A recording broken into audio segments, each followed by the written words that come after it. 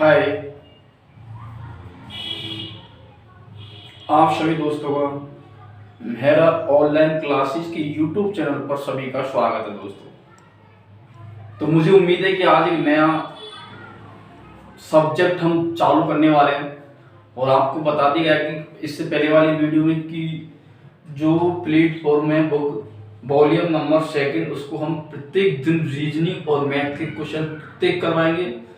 और आज जो जनरल साइंस का हम चैप्टर चालू करने वाले हैं, तो जनरल साइंस में क्या क्या आता है जो किस किस एग्जाम में काम आती है। पहली बात तो ये देखो कि भाई ग्रुप डी की और एनटीपीसी की जितनी भी एग्जाम लगेगी, मतलब आने वाले टाइम में 28 तारीख से अब एनटीपीसी की एग्जाम है प्री, उसके बाद मेन लगेगी, फिर ग्रुप डी लगेगी और अब आने वाला पटवार। तो सब में साइंस का भागीदार है, प्रत्येक में साइंस का कुछ हिस्सा है। और सबसे बड़ी बात है कि ग्रुप डी के अंदर क्या भाई, ग्रुप डी के अंदर भाई साइंस के कितने आएंगे? 30 क्वेश्चन आएंगे। ग्रुप डी के लिए साइंस के 3 क्वेश्चन आएंगे जो बहुत महत्वपूर्ण है, एक एक क्वेश्चन कीमती होता भाई। तो दोस्तों मैं चालू करता हूं भाई जनरल साइंस। तो जनरल साइंस में सबसे पहले हम जो चर्चा करेंगे वो क्या भाई कि तो जनरल साइंस में हम स्टार्ट करने वाले भाई क्या, फिजिक्स, क्या कहता है भौतिक विज्ञान। सबसे पहले मैं बताऊं भाई जनरल साइंस में कितने पार्ट होते हैं। भाई ये विज्ञान होती है,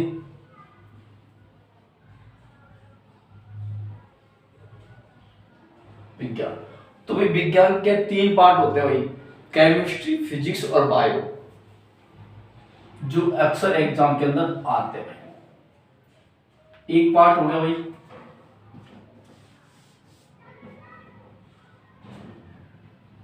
जीव विज्ञान, दूसरा पार्ट हो जाता भाई क्या, भौतिक विज्ञान,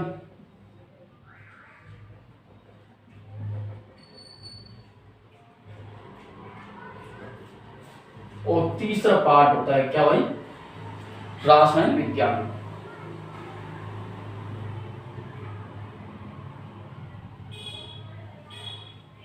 रासायन विज्ञान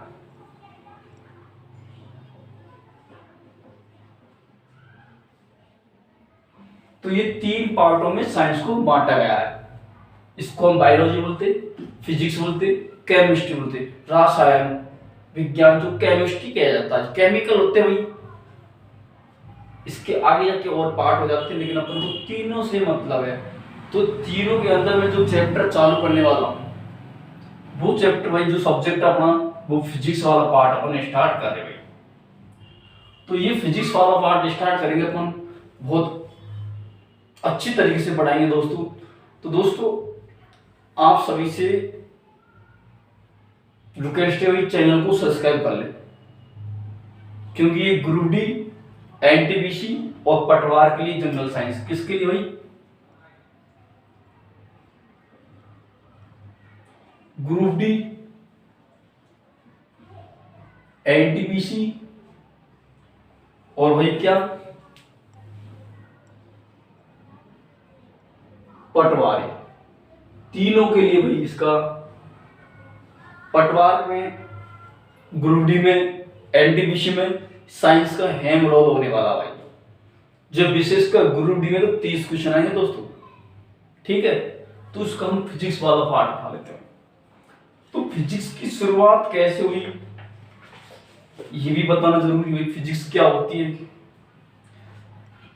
अपन भाई, जो फिजिक्स होती है इसका जनक क्या होता है, क्योंकि अपने पास में टाइम नहीं इतना कि पूरी डिटेल से पढ़ेंगे।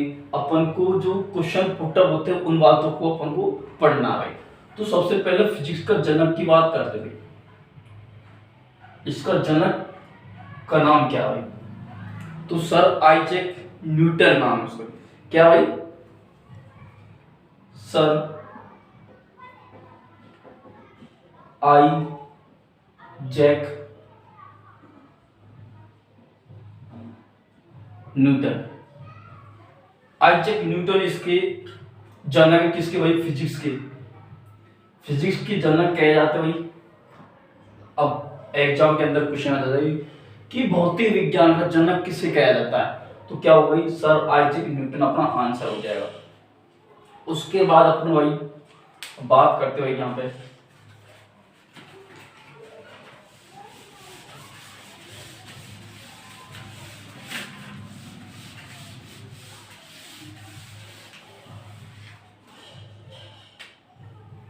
अपन भौतिक विज्ञान की बात करते हैं।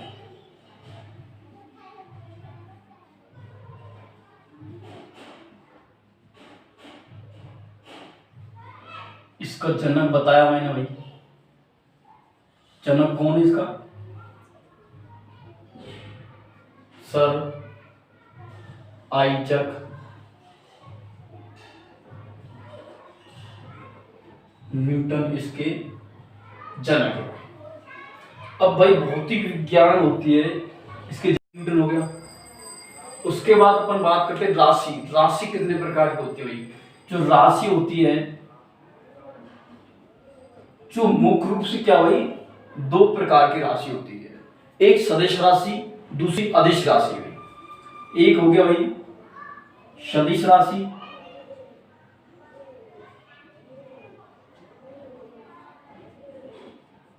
सदिश राशि। दूसरा हो गया भाई अदिश। अदिश राशि का मतलब ए आ रहा, मतलब दिशा और परिमाण में से एक चीज होगी। तो इसमें क्या भाई, केवल परिमाण की आवश्यकता होती है, केवल परिमाण। इसमें केवल परिमाण की आवश्यकता होती है। इसमें क्या भाई, परिमाण के साथ साथ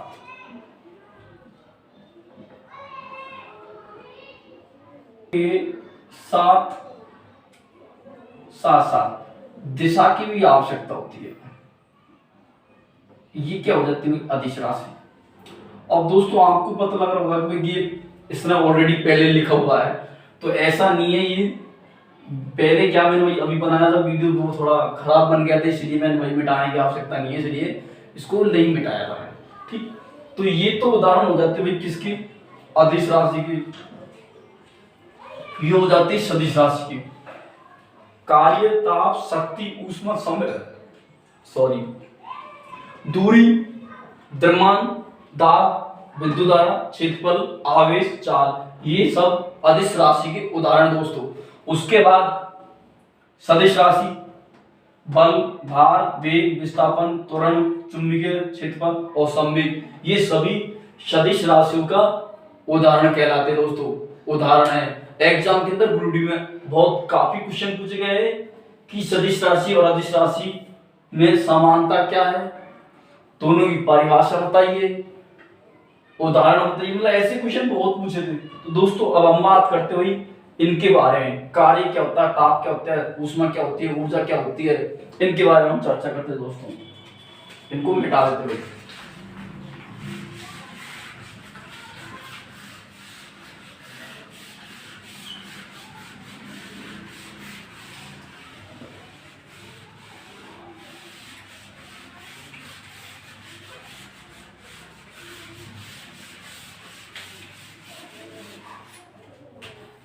तो हम दूरी के बारे में बात करते हैं। दूरी क्या है? छोटी सी बात है, दूरी क्या होती है। तो मैंने बताया आपको पहले भाई कि दूरी होती है जो भाई किसी वस्तु द्वारा तय की गई दूरी। भाई कोई वस्तु एक स्थान से दूसरे स्थान तक जाएगी है, तो यहां से यहां तक जाने जो तय की गई दूरी में तय की गई, यहां से यहां तक की जो दूरी है, ये लंबाई, इसको क्या कहते हैं? दूरी कहते हैं भाई।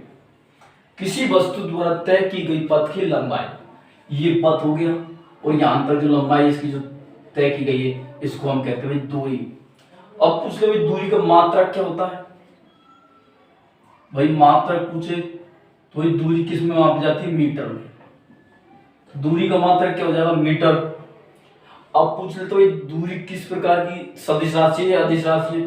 तो मैंने अभी बताया भाई दूरी एक अदिश राशि हुई, अदिश राशि अभी बताया भाई। ठीक, उसके बाद बात करते हुए जो दूरी हमेशा क्या होती है, धनात्मक होती है, ना कि ऋणात्मक। दूरी हमेशा क्या होती हुई, धनात्मक होती है। दूरी सदैव विस्थापन से अधिक या विस्थापन के बराबर होती है। दूरी हमेशा विस्थापन के अधिक या फिर बराबर होगी भाई, ये होते हैं। समय को मापने की सबसे छोटी इकाई क्या होती है भाई? किसी वाहन की द्वारा तय की गई दूरी को किस में नापते भाई? ओडोमीटर। वाहन के द्वारा, वाहन के द्वारा तय की गई दूरी किसके द्वारा मापी जाती है भाई? ओडोमीटर के द्वारा। ओडोमीटर, इसके द्वारा इसको मापी जाती है। ठीक है भाई, ये आ गया। अब बात करते हैं विस्थापन की भाई, कि विस्थापन क्या है। विस्थापन का मतलब बड़ा ही शब्द से पता लग रहा भाई। विस्थापन, विस्थापन मतलब एक स्थान से दो कोई बिंदु खींचते भाई, दो बिंदु से मिलने वाली एक सीधी रेखा। भाई देखो भाई, दो बिंदु हो गए ये भाई, दो बिंदुओं को मिलाने वाली सीधी रेखा, दो बिंदु को मिलाने वाली सीधी रेखा मतलब विस्थापन का मतलब होता है कि एक स्थान से दूसरे स्थान पर चलना। जो यहां से यहां तक गया है, जो विस्थापन क्या है, इसको बोलते हैं विस्थापन। अब बात करते हैं विस्थापन को, किसकी मात्रा क्या है इसका भाई? तो विस्थापन का मात्रा क्या होगा भाई? मीटर ही होगा। विस्थापन का मात्रा मीटर होता है। ये राशि किस प्रकार की होती है? विस्थापन मैंने यहाँ बताया कि ये राशि सदिश प्रकार की होती है, सदिश राशि होती है,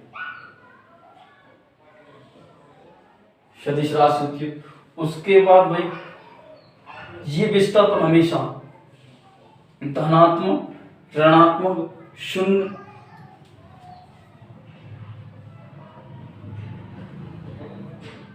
धनात्मक, ऋणात्मक और शून्य। मतलब विस्थापन धनात्मक हो सकता है, ऋणात्मक भी हो सकता है और शून्य भी हो सकता है, कुछ भी हो सकता है तीनों में से, धनात्मक, ऋणात्मक। ये इस प्रकार से मतलब दूरी और विस्थापन के बारे में बात है। अब आगे बात करते हुए चाल, किसके बारे में बात करते हैं? चाल क्या होती है?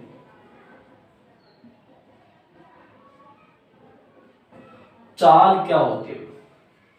एकांक समय में तय की गई दूरी। भाई यहां से कोई आदमी यहां जा रहा तो एकांक समय में तय की गई, मतलब यहां से यहां जाने में जो टाइम लगता है, एकांक समय में तय की गई दूरी। तो भाई देखो दूरी क्या होती है, मैंने बताया दूरी का मात्रा क्या था? मीटर होता है भाई। तो भाई चाल बराबर क्या हो गया? दूरी बटे समय। चाल बराबर गया दूरी बटे समय। दूरी का मात्रा क्या भाई? मीटर है। समय का मात्रा क्या भाई? सेकंड है।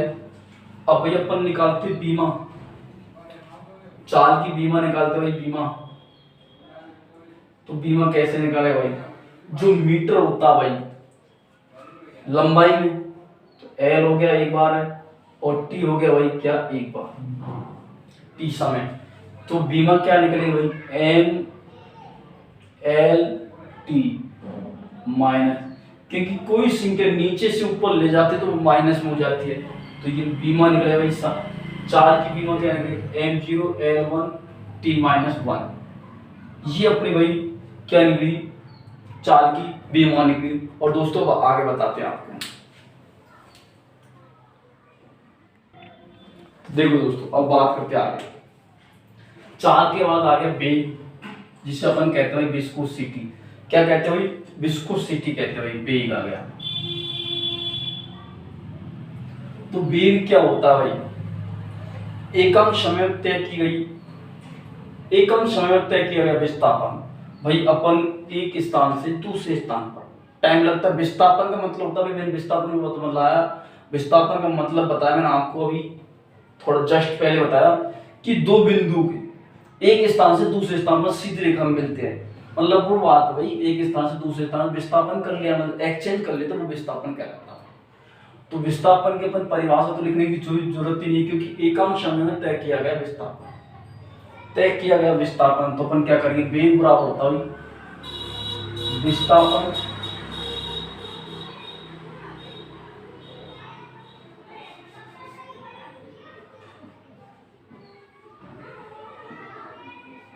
बटे एकांक समय, मतलब समय लगाए,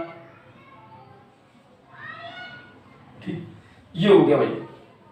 अब भाई विस्थापन का भी मैंने मात्रक बताया मीटर होता है भाई, और समय का मात्रक सेकंड होता है भाई। अब इसकी हमको बीमा निकालनी है, तो बीमा कैसे निकालेंगे, मात्रक होता है इसका भाई क्या, जो अपन लंबाई को दर्शाते हुए मीटर से मीटर को लंबाई, सो एल से किया भाई, और टी सेकंड ए। तो इसकी बीमा क्या बनी भाई, m0 l1 और t माइनस 1, ये इसकी बीमा निकल के आ गई। अब वेग किस प्रकार की राशि भी, भाई राशि को तो पता लगना चाहिए, अदिश सदिश तो मैंने यहाँ लिखा था वेग, भाई ये कौन सी राशि, सदिश राशि है, सदिश राशि है, सदिश राशि। दोस्तों समझ में तो आ रहा ना भाई, कि समझ में नहीं आ रहा है, ऐसा नहीं होना चाहिए भाई, समझ में नहीं आना चाहिए भाई, क्योंकि अपन को ज्यादा वो बात नहीं है, अपन तो बस काम जो एग्जाम के अंदर आएंगे वही बात बता रहे हैं, ठीक भाई।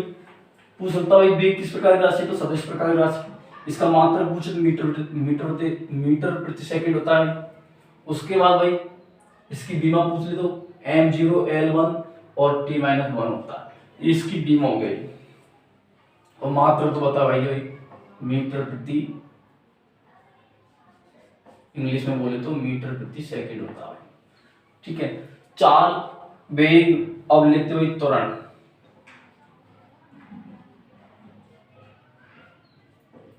त्वरण क्या भाई, वेग में परिवर्तन की दर, क्या भाई,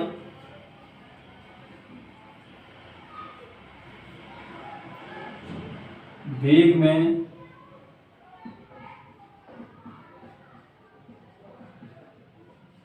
परिवर्तन की दर, वेग में परिवर्तन की दर कहलाता भाई क्या, त्वरण कहलाता। अब भाई त्वरण होता है वेग, वेग में परिवर्तन दर में टाइम लगाओगे, वेग बटे समय। अब दोस्तों अपन को पहले वेग का मात्रक लिखना पड़ा, उसके बाद हम अपन मात्रक निकाल सकते। तो वेग का मात्रक अपन ऊपर निकाला भाई, मीटर प्रति सेकंड हो गया भाई, तो ये हो गया m 20 सेकंड, और नीचे भाई क्या सेकंड, मतलब टाइम को, मिनट को सेकंड हो गया भाई, ठीक। तो इसकी बीमा निकालें अपन, तो क्या भाई ये ऊपर चल जाए भाई, तो क्या हो जाएगा भाई, यहाँ पे करते देखिए ये वाला मीटर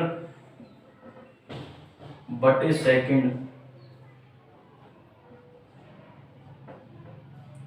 गुणा 1 बटे सेकंड हो गया भाई, ये हो गया भाई। तो क्या हो गया भाई, मीटर बटे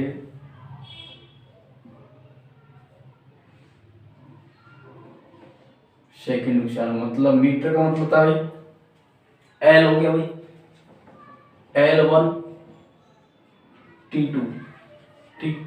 अब इसकी बीमा निकालेंगे अपन,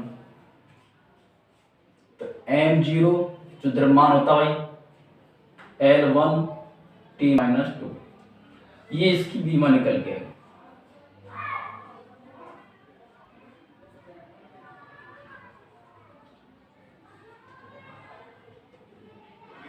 ये इसकी बीमा निकल के इस प्रकार। त्वरण कौन सी राशि, तो भाई त्वरण दिया है सदिश राशि,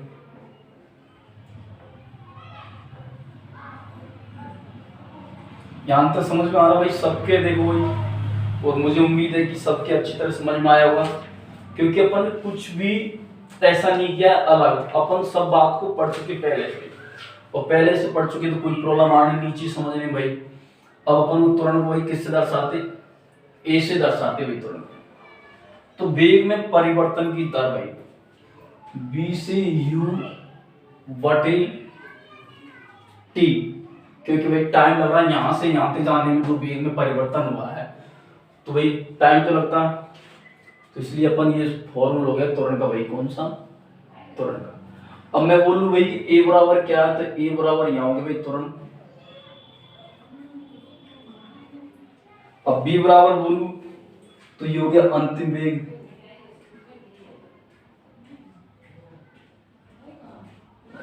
यू बोले तो प्रारंभ में भी मतलब शुरू से जो अपने स्टार्ट किया जाए,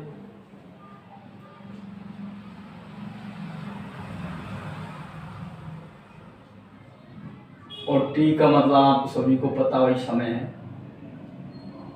ठीक है दोस्तों, ये आज मैंने ये बताया आपको कंप्लीट। आज की क्लास को यहीं समाप्त करते हैं दोस्तों, और मुझे उम्मीद है कि आपको अच्छा लगा होगा, और अच्छा लगा है तो चैनल को लाइक करिए, शेयर करिए, सब्सक्राइब करिए, और ऐसे ही पढ़ते रहिए हमारे यूट्यूब चैनल के। अब आगे वीडियो चाहते हो आप तो सबसे पहले हमारे चैनल को सब्सक्राइब करें, सब्सक्राइब करने के बाद में बेल का घंटी दबा दें, जिससे हम जब भी वीडियो अपलोड करेंगे तो आपके पास में सबसे पहले नोटिफिकेशन प्राप्त हो जाएगा। आज के लिए इतना ही। जय भीम, जय भारत।